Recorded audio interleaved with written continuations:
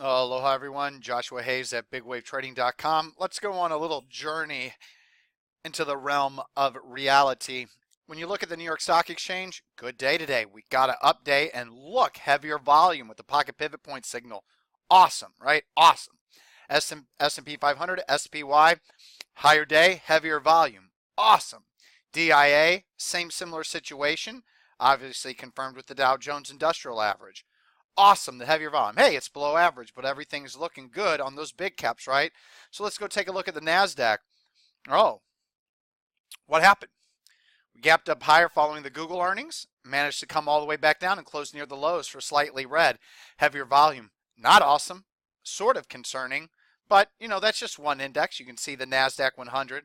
Similar situation with the heavier volume. Unfortunately, that is churning.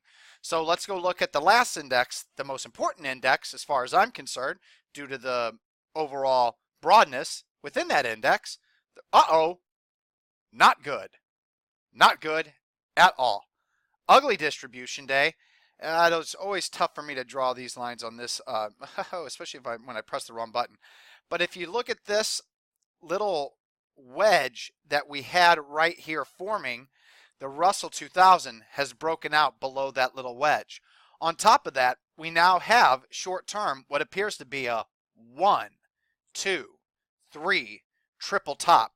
Heavy distribution on the first leg down, lower volume on the rally to the second leg, heavy distribution at that top, lower volume rally, and then the third leg, heavier volume.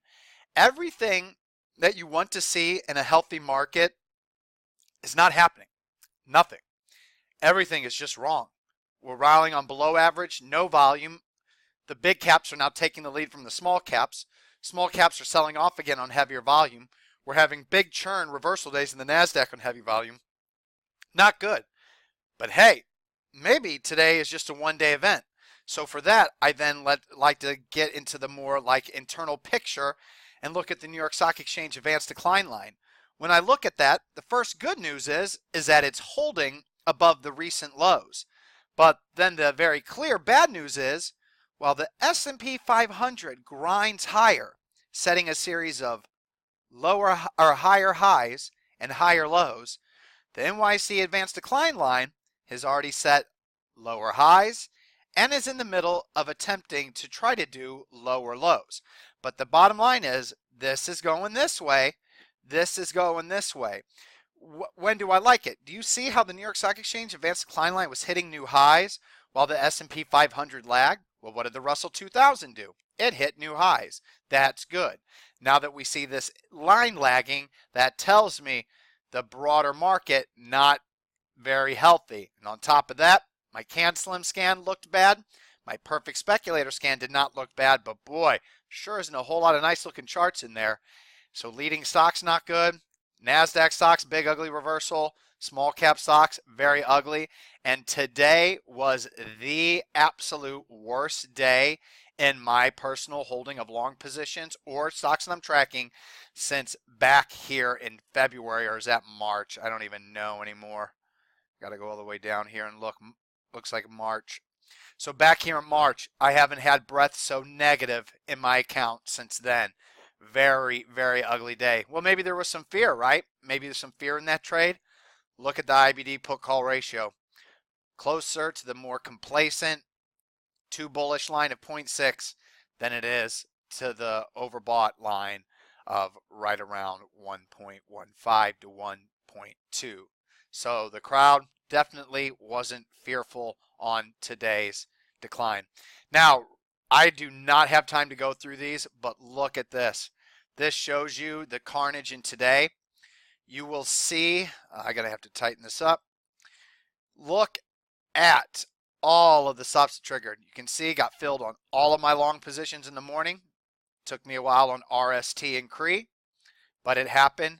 But then look at all the stops. I don't even have time to go through them. You're going to have to pause the video and go look at each and every one if you want to try to figure out exactly why I had a partial stop here or there and why they would have triggered. But massive, massive, massive list, right around 45 total names triggering today. Not good, which then leads us to the sell signals. The 100 percenters first.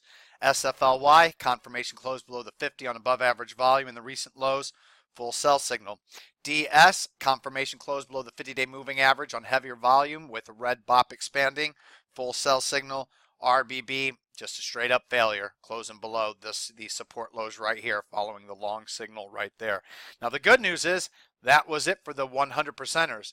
We have one more ugly day though on Wednesday, and you can be sure we're going to have a whole hell of a lot more. Now, more importantly, the 50 percenters. TRHCs closing below its 20-day moving average on above average volume. Remember, for all these, you got to move at least half of whatever you have left to 1 cent below today's low a day. RGNX, confirmation close below the 20-day moving average with BOP increasing on above average volume. TZU below the 20 on above average volume. RIBT, the same thing. UIS, the same thing. EQBK below the 50 on above average volume. PRMW below the 20 and 10 on above average volume. Pro below the 20 and the recent support levels, this one right here, on above average volume. IMMR below the 50 and the recent support levels. Doesn't even need to be heavier volume. That's multiple support levels getting cracked there. DBX, another 50% sell signal. Appears like it's ready to completely roll over. I was knocked completely out of it intraday today, so I no longer have a position. Shack, 50% sell signal with that red BOP increasing in the heavier volume. Chef, 50% sell signal, never got a position, or I did, and then I got shaken out, so I don't even have a position anymore. I think it was back here, long signal, got shaken out here on this day. Been tracking on an end-of-day basis for everyone ever since. 50% below today's low a day. East, closing below the 20-day moving average on above average volume and below these recent lows. 50% sell signal, move it to today's low a day. IMMP, you can treat it as a 100% sell signal since it's technically failed, but me, I'm going to go ahead, since there's still green BOP back here, 50% here, and then I have a stop here, a stop here, and a stop here. So I got 3 stops. Actually, I got one here. Sorry, one here, one here, and one here after my 50%er right there on IMMP, and INFU is a 50% sell signal. I only have 2 stops left, one right below this low and one right below this low right here, which lines up with the 200-day moving average. So that's it for the sell signals. So now, what do I have for long signals? There was only one brand new one, a hedge. Once again, not good. There were no positive divergences in my scans today. One stock came very close to triggering a long signal.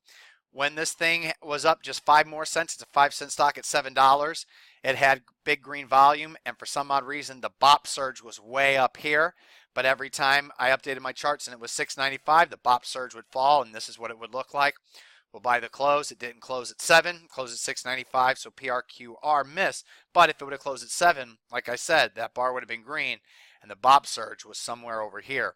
But besides that, nothing is even remotely close but SOX S as a new long position. Pocket pivot point signal engulfing price bar of the real body of yesterday's session on above average heavier volume. BOP back above the positive line. Pretty clear cut. I haven't even written down the stops yet, but this is where they're going to be. I see 4 that I'll be using. These lows right here, that's going to be 1, 2, 3, 4. 25, 25, 25, 25 at each level for SOX S. 1% of my account capital. It was only in my ETF scan. Then there was one other signal, an ad signal, an ALTR. ALTR was a new long signal here. It actually did very well, holding up today. Somehow managed a bullish reversal into the close, closing only 1 cent off the high of the day. Big volume surge, big surge in BOP back to a very high green level, right off the 50. Another bullish hammer candle pattern on top of another candle bar. So with ALTR, this was perfect. This is an IPO. It's future canceling quality, and it was also in my price volume BOP surge scan. So normally for being an IPO, price volume BOP surge, gets nothing for being future can slim. Just want to let you know that with the earnings and sales growth, this one is a can slim quality stock in the future. It's supposed to be 1.5%. since it's an ad signal, 0.75% of my account capital, $3,750 into it. Limit order, 35.81, the high of the day. First cut loss level, multiple levels I want to kind of work with here. I can use today's low of day as the first one. This low right here is the second one, which is splitting hairs, 33.79 with 33.82. That's why I used the 33.79. And then the final stop level, I believe that's the lowest low out of all these little bars here, 33.11, 33.30, 33.04. So the final stop loss level is the original final stop loss level on the original long position. So ALTR is the ad, $3,750 of my capital into it, 35.81. SOXS, $5,000 into it. Limit order, 10.57, the high of the day since it's not extended. But that's it. All right, everyone.